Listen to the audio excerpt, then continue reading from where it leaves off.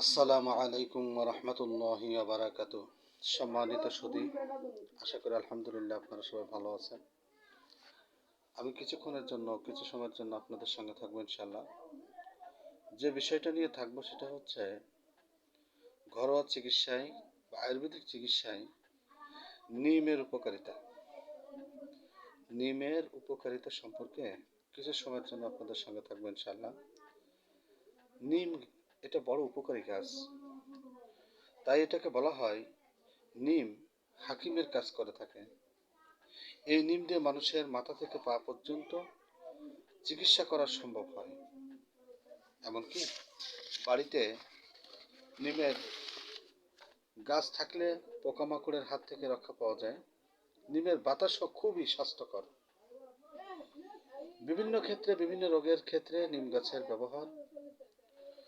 চর্মরোগের ক্ষেত্রে শুরুতেই বলতে হয়, চর্মরোগের ক্ষেত্রে নিম গাছের ব্যবহার, সেটা হচ্ছে চর্মরোগে নিমের ব্যবহার বহুকাল ধরে আমাদের সমাজে এটা বয়ে আসছে। নিমের পাতা পানিতে সেদ্ধ করে সেই পানি দিয়ে যদি গোসল করা হয় তো চর্মরোগ নিরাময় হয় এবং ফোড়া, ফুসকুড়ি, চুলকানি ইত্যাদি সেরে যায়। ঘা হলে সে ঘাটাও নিম পাতা বেটে যদি লাগানো হয় তাহলে সেটাও সারায়। এখন এই নিমের যে পানিটা ব্যবহার, এটাতে একটা ক্লাব তৈরি করতে হয়। কিভাবে ক্লাবটা তৈরি করবেন সেটা হচ্ছে, ভাত রান্নার পরে চুলায় 2 থেকে 3 কেজি পানি দেন। দেওয়ার পরে 2 মুঠ মতো নিমের পাতা দেন। নিভু নিভু জালে এটা 2-3 ঘন্টা বা 4 ঘন্টা এটা জ্বলতে থাক।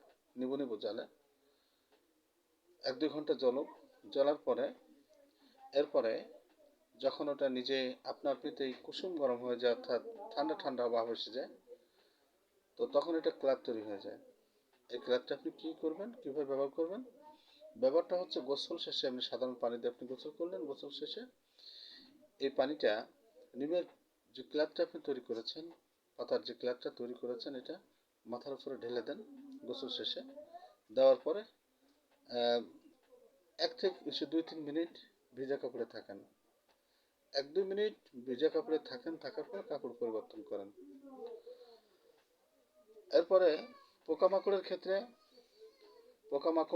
ক্ষেত্রে আপনার যে নিমের পাতার যে ব্যবহারটা হয়ে থাকে, শুকনো নিমের পাতা পুড়িয়ে ঘরে ধোয়া দিলে মশা, মাছি বা অন্যান্য পোকামাকড় এটা ঘর থেকে দূর হয়ে যায়। ব্রণের ক্ষেত্রে নিমের ব্যবহার, সেটা হচ্ছে নিম নিমটা পোড়ানোর পর ছাই করে এটা ক্রিম বা ভ্যাসলিনের সঙ্গে মিশিয়ে যদি মুখে ব্যবহার করেন তাহলে মুখের ব্রণ এবং ফুসকুড়ি এটা নিরাময় হয়ে যায়। উদর শুলে, পেট ব্যথা হলে 10 গ্রাম নিমের বীজ এবং 10 গ্রাম সুর, 10 গ্রাম তুলসীর পাতা এবং 8 থেকে 10টি গোলমরিচ মিশিয়ে এটা চাটনির মতো তৈরি করে এটা খেতে থাকেন। অল্প অল্প করে খেতে থাকেন। কিছুক্ষণের মধ্যেই দেখবেন যে আপনার পেট ব্যথা সেরে গেছে ইনশাআল্লাহ। স্বাস্থ্যবর্ধকের জন্য 5 থেকে 6টি নিমের কচি পাতা, 8 থেকে 10টা তুলসীর পাতা এবং 5 থেকে 6টা গোলমরিচ গুঁড়ো করে নিয়মিত আপনি এটা চূর্ণ করবেন, করে এটা নিয়মিত সেবন করলে আপনার স্বাস্থ্যবর্ধক হবে। অজীর্ণর ক্ষেত্রে, যেটা অজীর্ণ অর্থাৎ খাওয়া হজম না হলে পেট ভার লাগে, টক ঢেকুর ওঠে, মাথা ধরে, গা গোলায়, কখনো কখনো জ্বরও আসে। এমতো অবস্থায় আপনি এমতো অবস্থায় আপনি যদি এটা নিমের পাতাটা যদি, নিমের রস এটা যদি আপনি খান, সকালে এটা বেশি খাওয়া যাবে না, সামান্য হয়তো 5 থেকে 7টা পাতা ছেঁচে রস খান, তাহলে আপনার এটা নিরাময় হয়ে যাবে ইনশাআল্লাহ। দাঁতের রোগের ক্ষেত্রে নিমের ব্যবহার, প্রতিদিন সকালে নিমের ডাল দিয়ে যদি আপনি দাঁত মেচক করেন, তো সেই ক্ষেত্রে আপনার দাঁত ঝকঝকে হবে এবং পায়রিয়া বা দাঁত ক্ষয় রোগ এটা হতে পারবে না ইনশাআল্লাহ। চোখের ফোলা, যদি চোখ ফুলে যায় বা চোখ কুটকুট করে, তাহলে 15 থেকে 20টা নিমের পাতা পানিতে এটা দিয়ে ওই যে ক্লাত বা ফুটিয়ে নেবেন। ফুটিয়ে নিয়ে তারপর তাতে 5 গ্রাম ফিটকিরি এটা গোলাবেন। গোলা পরিষ্কার তুলো দিয়ে এই পানি দিয়ে চোখ ধুয়ে ফেলবেন। 2-3 বার এভাবে করলে আপনার এই কুটকুট করা বা খুশকি এটা নিরাময় হয়ে যাবে ইনশাআল্লাহ। চোখের জ্বালা, নিমের পাতার রস বের করে তাতে তুলো ভিজিয়ে চোখের উপরে রাখুন। এতে আপনার চোখের লাল ভাব বা চোখের জ্বালা এটা নিরাময় হয়ে যাবে ইনশাআল্লাহ। ফোড়া যদি পেকে যায়, এসে পেকে ফেটে যায়, তাহলে নিমের পাতা থকথকে করে থেতো করে নিয়ে ফোড়ার উপরে লাগিয়ে পটি বেঁধে যদি পটি বাঁধেন তাহলে আপনি আরাম পাবেন সাথে সাথে ইনশাআল্লাহ, এবং দ্রুত আপনার এই ফোড়াটাও শুকিয়ে যাবে।